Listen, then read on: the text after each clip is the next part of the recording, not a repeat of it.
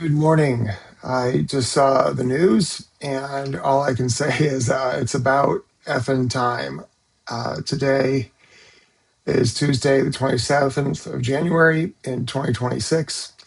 I was born in San Rafael, California. I'm a psychologist from San Francisco, and I just want to thank the rest of the world for what they're doing.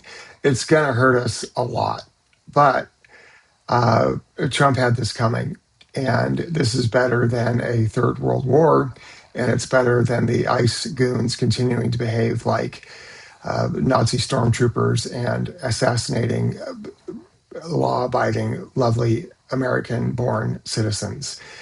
I posted in 2016 on Facebook as a psychologist that I believed that Trump met all the requirements of a sociopathic narcissist.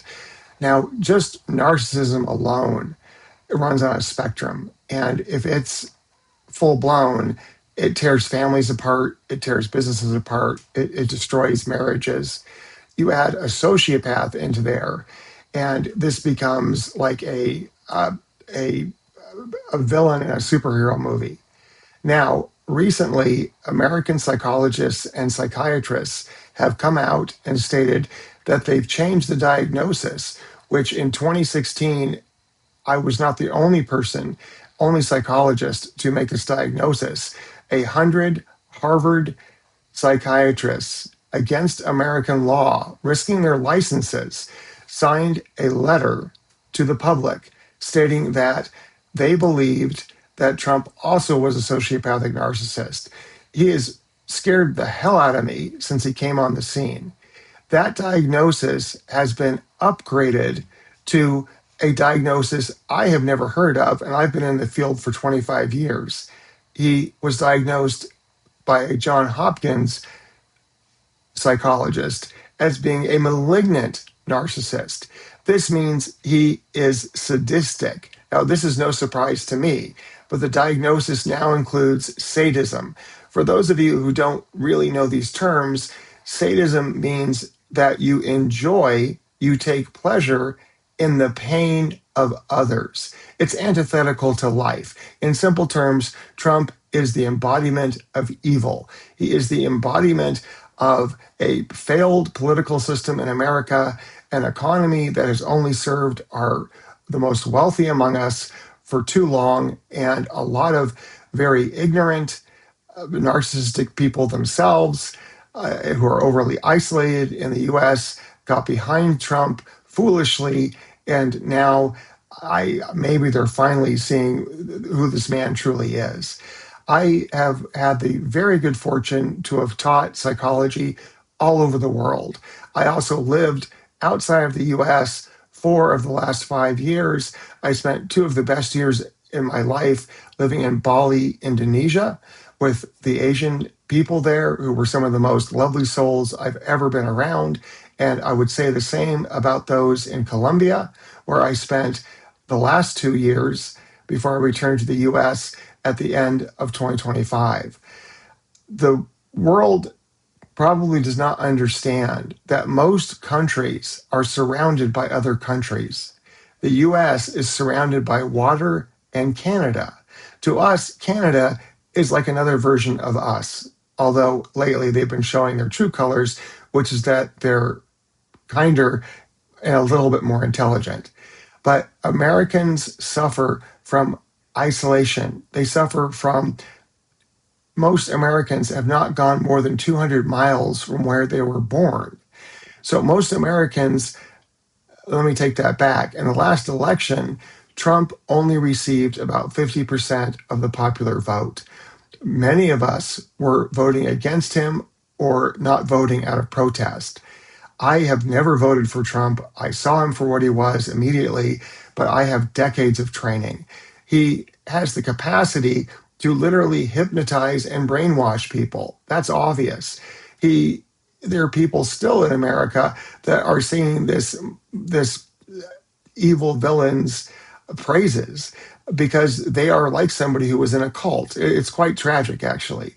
So what I want to say is hate on Trump, hate on the Trump administration, Please don't hate on Americans. I know many of us effed up bad. Uh, again want to say, because I guess I'm proud of it, I didn't, but my influence wasn't big enough to make any difference. Um, Trump has to go. When he was elected the first time against Hillary, I was again out of the country. I was traveling in the Caribbean, another lovely place to be, and I couldn't sleep for days. When he was elected the second time, I I I don't know what to say. I'm out of words. Uh, the man is evil. The people around him are like the re-embodiment of the darkest German Nazis. I say that with 40% of my genetics being German and 40% being French and 20% being British, although I was born in San Francisco, California. But my point is the boycotts, the media attention, the big businesses finally getting involved, it's probably going to destroy the American economy, which is already really, really bad. I have been out of full time work for 2 years. I have not been able to get a job in Silicon Valley, where I worked for 20 years, in part while I built my career in psychology. For 2 years, the economy here is a nightmare. Our homelessness is through the roof. People are desperate. People don't know where to turn. They don't know what to do. We have felt completely disempowered by Trump. Uh, Many of us have felt that we were living in a police state, America had turned into the land of nightmares instead of the land of dreams. And I just want to reach out, especially to all of the students who have followed my Enneagram work over decades, many of them who are in Denmark and Belgium and France, the UK, Saudi Arabia, Iran, South America. Um, just I want to thank you. And also, many of you have traveled to the US and you know that what I'm saying is true. So this is just a video from a normal American, a California boy. And I saw the news today about the boycotts. And although it's going to cause, we really can't take the economic pain anymore. The American citizens can't. Any of us who aren't billionaires. A candy bar today in America costs $3. A few years ago, it cost $1.50. When I was a kid, 50 years ago, it cost 10 cents. The home I grew up in, which is near Silicon Valley, is now worth 60 times what my father paid for it in the 1970s. My point is, inflation is here in America and has caused us to be like we're living in a third world country. Now, I'm saying that economically, I prefer third world countries right now and have spent much of the last 5 years living there because the people have not lost the most important thing in life, which is their heart and their bond to other people. That has been lost in America. We have a generation now, Gen Z and millennials. I don't blame them. The immersion of tech, and iPhones and texting and the fictional war between the sexes, which has been going on for 20 years here, has obliterated the development of social skills in those generations for Americans under 30. They are miserable. They're not marrying. They don't know how to have a boyfriend or girlfriend. They grew up texting. They missed major milestones in social skill development and interpersonal skill development. And they are suffering economically just like I am. And now it's going to get much, much, much, much worse. But I prefer that over having the best of us. I'm trying not to break down here, like Renee Good, being shot in the face when she was following the orders of these vile, disgusting pigs, the worst of men, the most vile ways that a man can behave. These ICE agents, And the ones that we've seen in the videos, they're nothing, they're no different than the worst of what's happened in other countries that America thought we stood above. We thought we were above that. We aren't.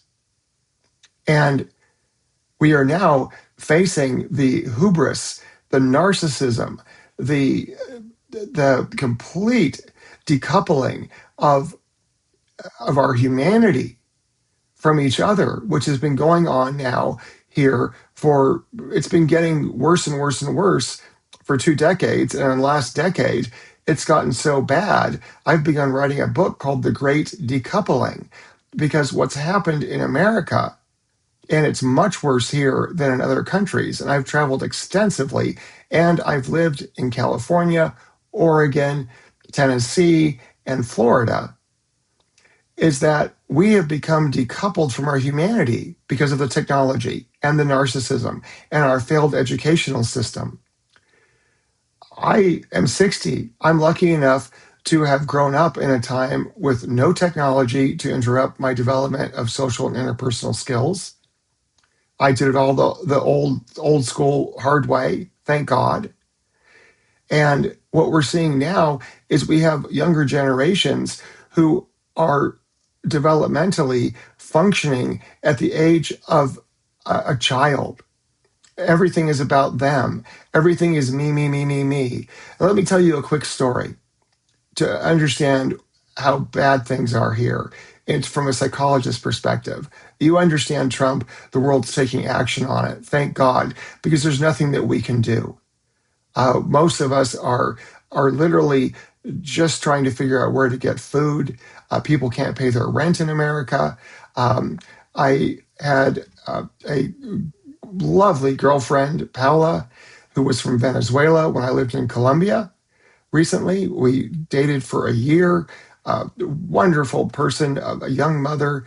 She got a work visa to work under a Biden program in the US as a Venezuelan because of their failed economy.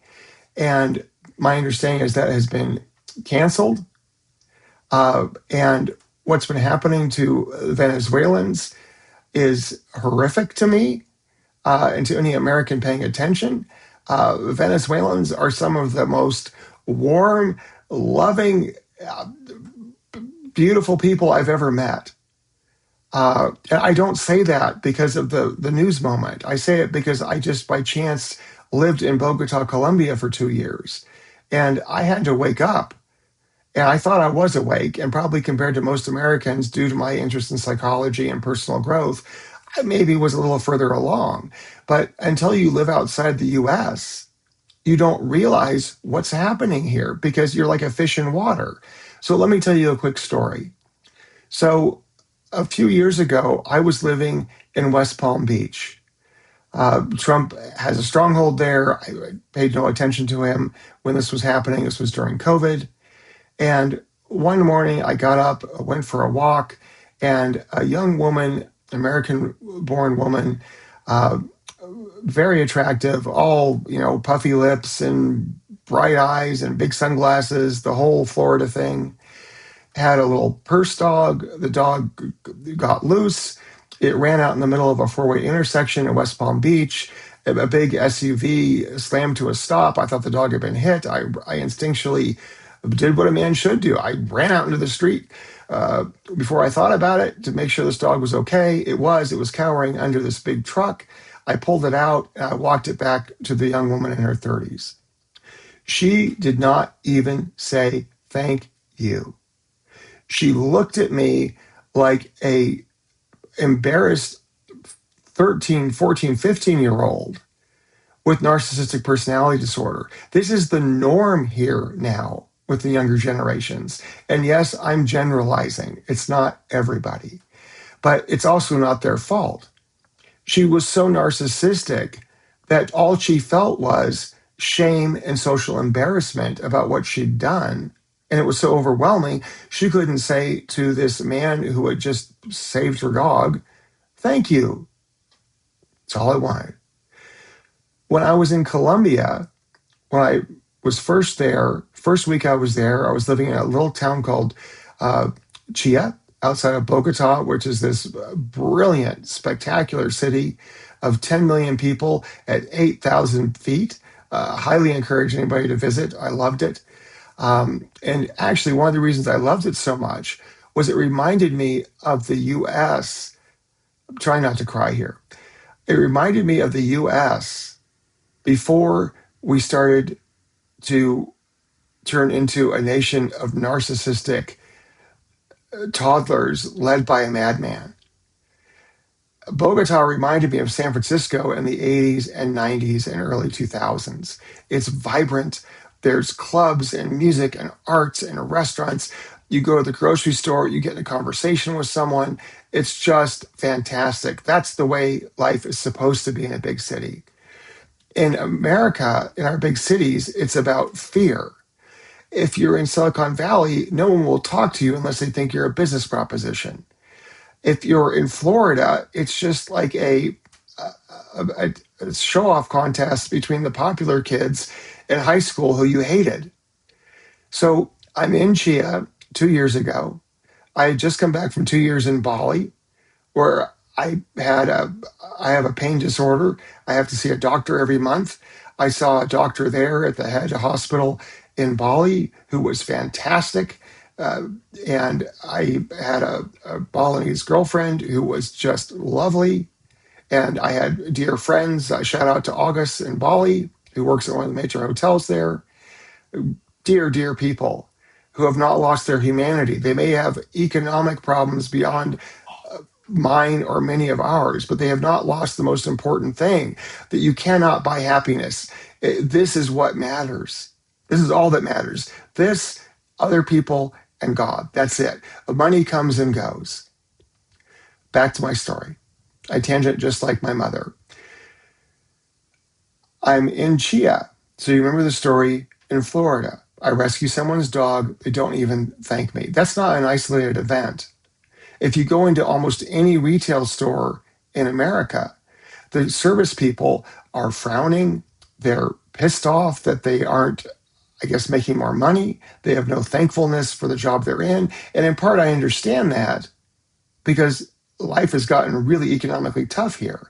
But everybody's miserable. There's no smiling on the street. This isn't the last month. This has been the last decade.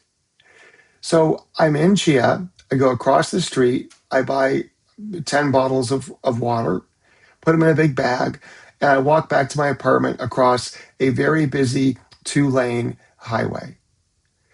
The bottom of the bag breaks out right in the middle of the highway. I'm going quickly to make sure when there's no cars, the bottles fly everywhere like cats running out of a bag. And I kind of freeze.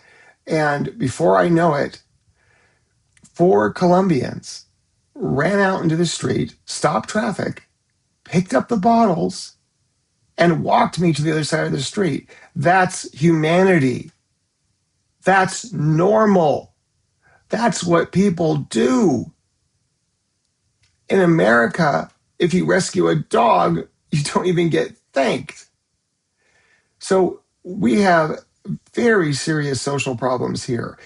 I blame a lot of this on tech. Uh, the stories I began hearing when I started, after I was divorced, dating American women, as to how many of the young women felt treated by the young men, I didn't believe them at first. It took me a couple years to believe these stories about how immature the young men were. And I'm not blaming them. If you're a young man in America, I love you, brother, really. But you were not given the opportunity to grow up right. And it's causing you pain and other people pain. And that can be changed. But my point is, we have an entire younger generation here, 2 younger generations now, millennials and Gen Z, who grew up in part thinking that this replaced this. And the young men in America feel like, as men, we're told that we're trash. We're told that all of us are predators. Every day, if you read on medium.com or Substack or anywhere, It's just trashing men, trashing men, trashing men. It's just endless.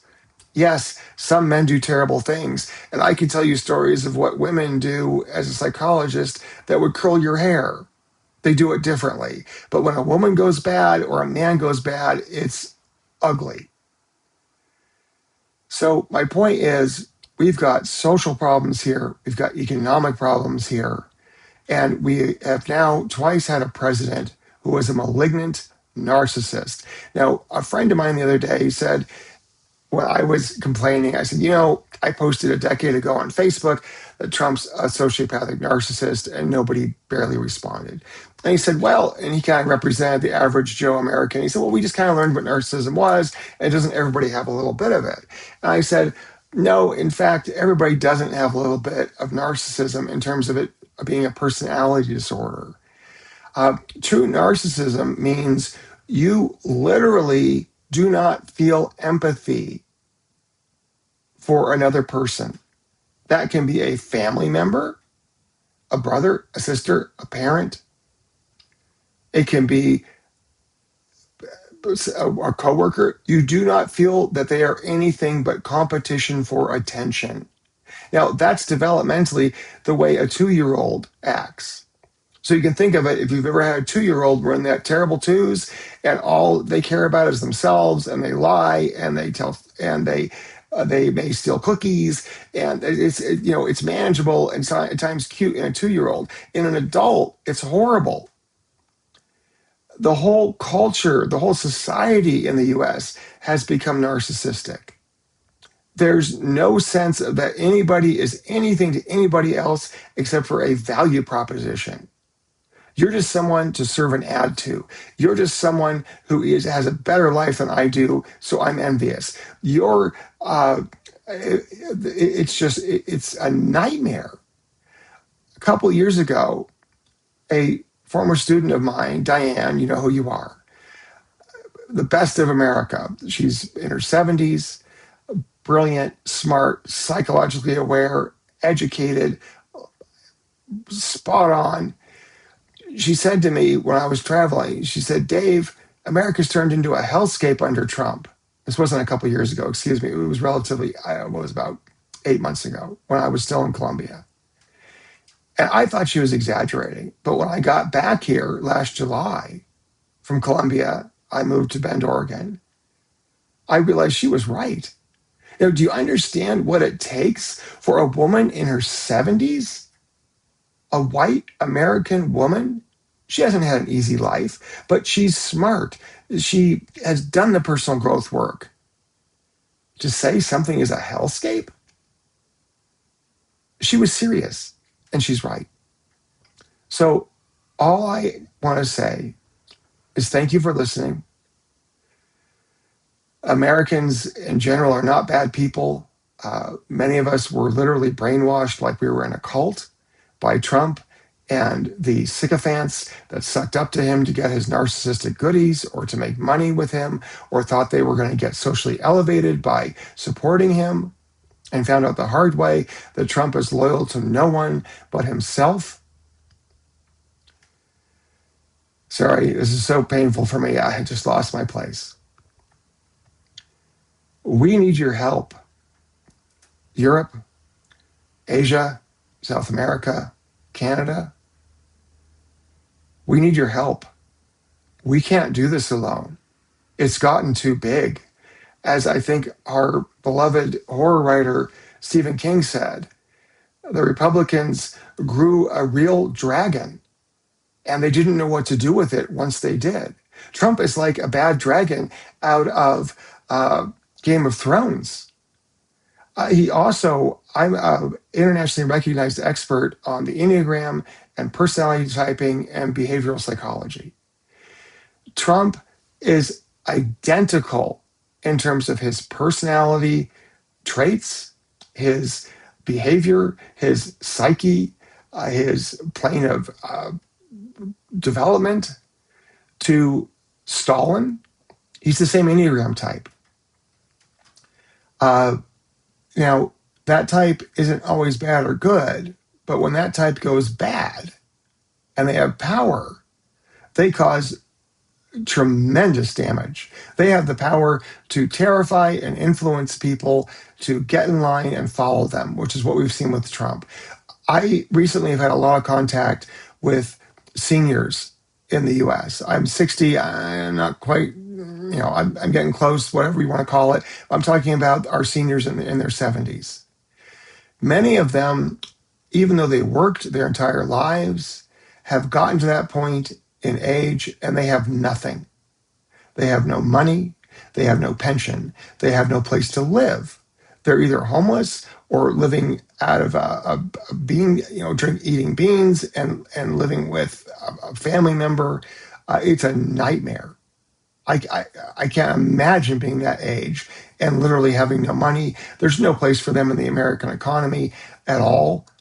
Where they're going to go work and make $18.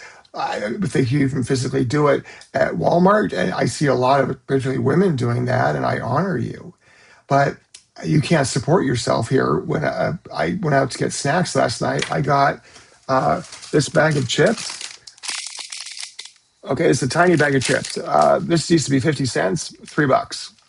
I bought this candy last night. This candy, when I was a kid, would have been 10 cents. 10 years ago, might have been $1, $2.50. And it's tiny, delicious. This candy, Caramello, which I believe is not by made by Americans. I don't remember. Is it British? Let me see here. What does it say? It is Hershey.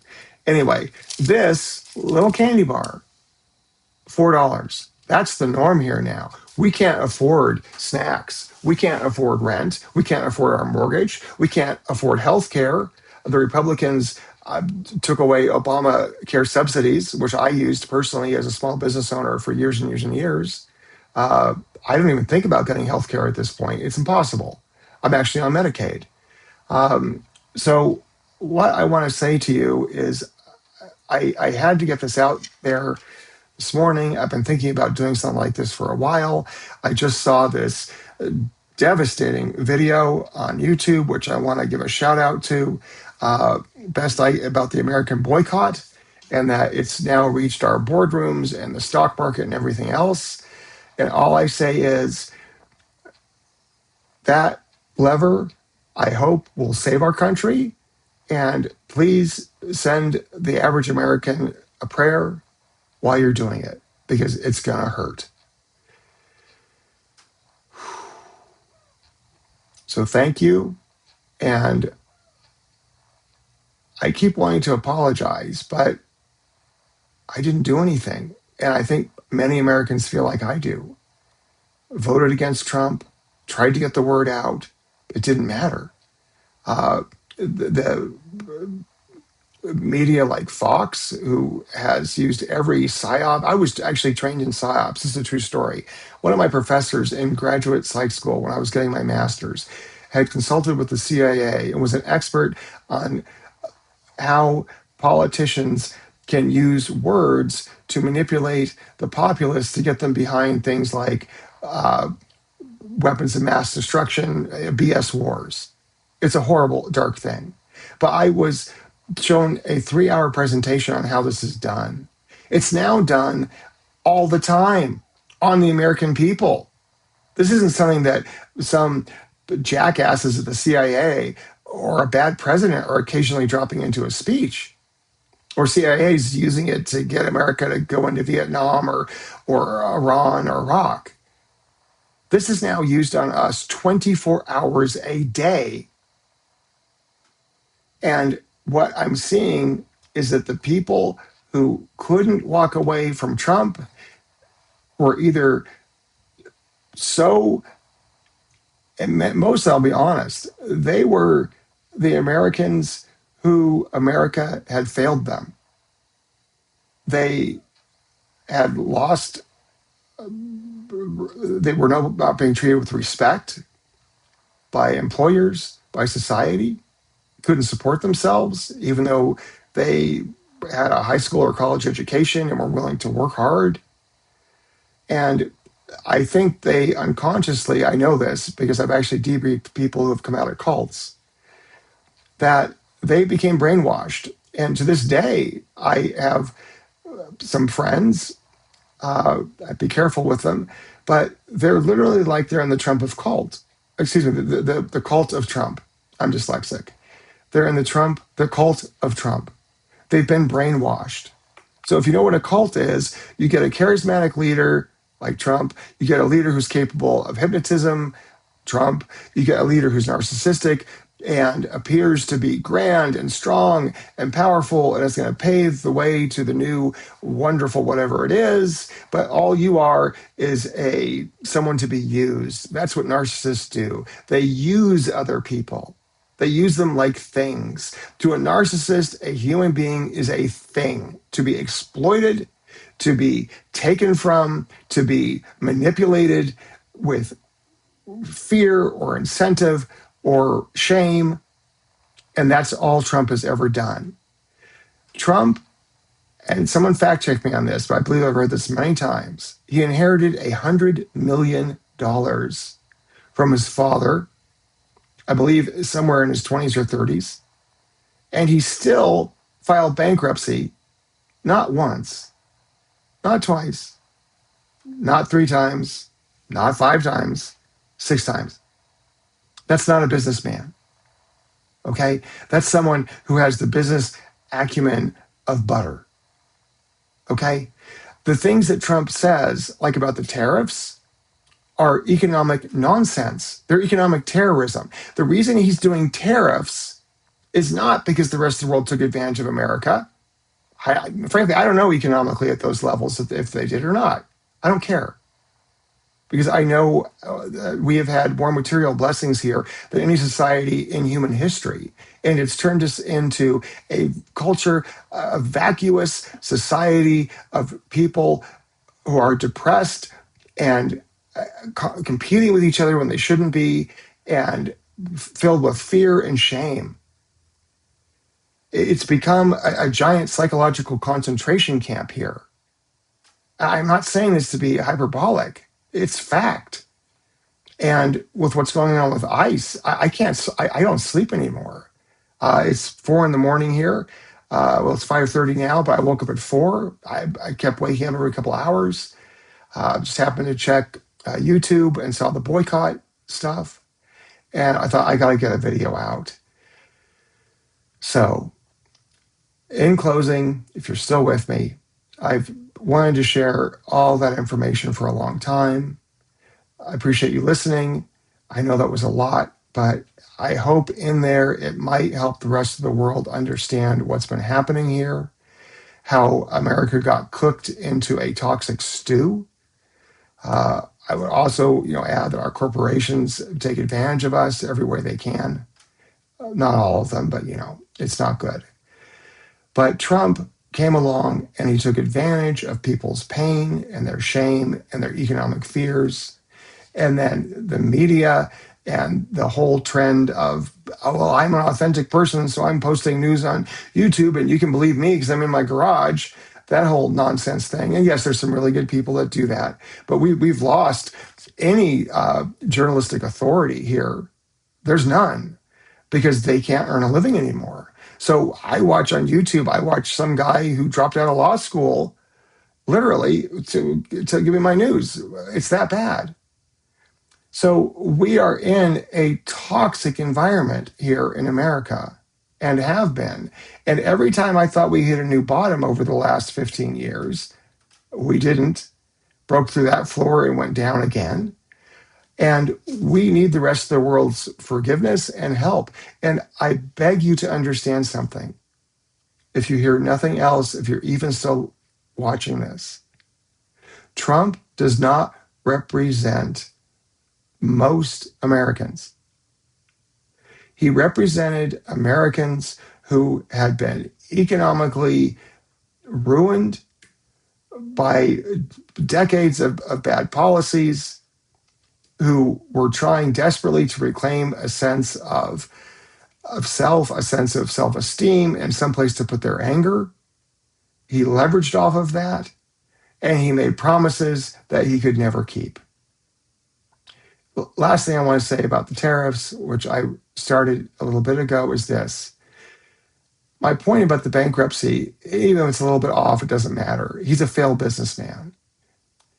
Is that the only reason he does tariffs is because it puts him as the lever between the rest of the world and the US economically. It has nothing to do with getting money to help lower our taxes or making America great again. It was about making Trump great in his own sociopathic, malignant, narcissistic mind, which is that he's made himself king. He's already said that his only morality is himself. That's terrifying. We have a constitution here. Uh, and the reason he did it was simply because he's the type of person who is an expert at exploiting others' vulnerabilities. And that's what they do. He exploits other people's pain, their fears, and their shame. And then he uses them and throws them away like an old Kleenex. And God, I wish I could have done something. But the tariffs, which I just saw, a study came out the other day, I think it was from Wall Street Journal. Shout out to you. Thank you for finally doing something against Trump. 94% of tariffs here are actually paid by us, not by you guys outside the US. But my point is, the only reason he did them was because, one, it's probably the only thing he could understand, which is extortion. It's not a business plan. It's not an economic plan. Every economist, didn't matter if they were Republican, independent, left, right, upside down, whatever. Any MBA will tell you tariffs don't work. They've been tried. It's a nonsense strategy. It was simply to empower him personally because he could personally declare who had a tariff at what rate. And now we're seeing him threaten to do economic blackmail with other countries. And you guys are saying, enough is enough. We're going to boycott America. I get it. Do it. Because we are past our ability to take him down, except for maybe through the midterms, which is too long from now. He's got to go today. And the people that are around him, like Bondi and these other just horrible, Miller, these dark, evil people, they do not represent the America I love, the America I grew up in, the America I'm living in right now, the Americans who help each other, love each other, take care of each other, that we show the world that at our best, that we can live in a multicultural, multiracial society, and that's okay. That's what we're supposed to be doing in America, is saying, hey, you're all welcome here, and if we have some extra bread, we'll give it to you. We don't have extra bread right now. Sorry. But that all got ruined. And I just, again, want to say thank you to Japan for boycotting iPhones, to Samsung for assisting with that, although I'm sure you're doing it to make money. Please do it to try to help us too. And it got too big to handle. Like Stephen King said, a real dragon grew in America. It did. And it's pretty hard to take down a dragon. And I know many of us have been trying for a long time. And the last thing I will say is this. I was a fan of Joe Rogan. If you're into the Enneagram, he's a 6, which means he follows his peers. He used to idolize Musk. I used to work down the street from Musk. When he was at PayPal, I was at a startup down the street called Therapy Right Now. His made it, mine didn't. He got $400 million in cash. I left because the company was failing. Musk, this is on you and Joe. You can't turn this around now. You can't just post on a Twitter, which you destroyed, that's a sinking ship. You poked a hole in the bottom of that ship, sir. My understanding, Musk, is that you used your wealth, the greatest wealth any individual has had in the history of the planet, besides your 1950s spaceship fantasies. And my understanding is that you gave over $200 million to assist in electing Trump And then went on Rogan, which at the time was one of the number one podcasts in our country, in the US.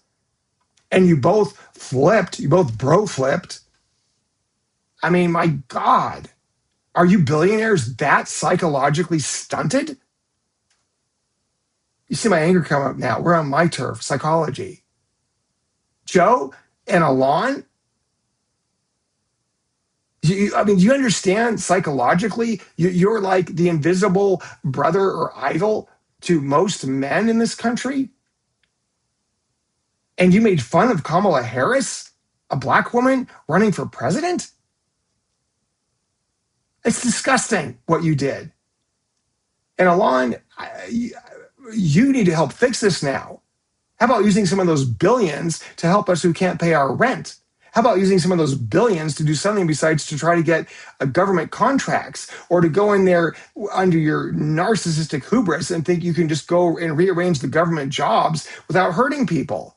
I've seen the studies on Doge. It's a joke. So how about doing something good to make up for the bad you did? Because Alon and Joe, would Trump have gotten elected if you guys hadn't done that? I'd like to know. Because giving a president $200 million to help him get elected, and for Joe, who was considered I think he has the most listened to newscasts in human history, endorsed Trump for the second election when he was elected the second time. This is on you guys. You can't sit here now and go, sinking ship. Oh, gee, I don't like what ICE is doing. This is on you. It's on both of you. Far more than it's on someone like me, or far more like my buddy Sam, who was brainwashed by Trump, who was a bus driver, a terrific guy in his 70s, who watches some moron named Tim Pool, who still thinks Trump is going to pull a rabbit out of a hat for him as a senior with no money. Believing in magical financial fantasies. That's how bad it's gotten here for a lot of us. So I ask that if you were brainwashed by Trump, to forgive yourself. I ask if the rest of the world, you're terrified by Trump, good, please help us. And I ask that we all remember the most important thing of all. This will pass. And we are all connected by one thing. All of us, all 7 billion of us. We all are humans. We all have a heart. We all are brothers and sisters. And when I was younger, I thought that was corny. I don't anymore. Because there are so many forces in the world that want to tear that apart. But we are all brothers and sisters. And so I ask my brothers and sisters in other countries, keep up the good work. I'm glad you're terrifying some of our billionaires and our big Fortune 500 company CEOs. And you may cause a depression here, but it's already a shit show of epic proportions economically here. And maybe this will usher in change that is needed. So anyway, just want to say thank you and forgive us. It's been a rough ride. And that's it. So signing off here. Again, this is David, psychologist from California, talking to you from Bend, Oregon. So that's it. Blessings to you.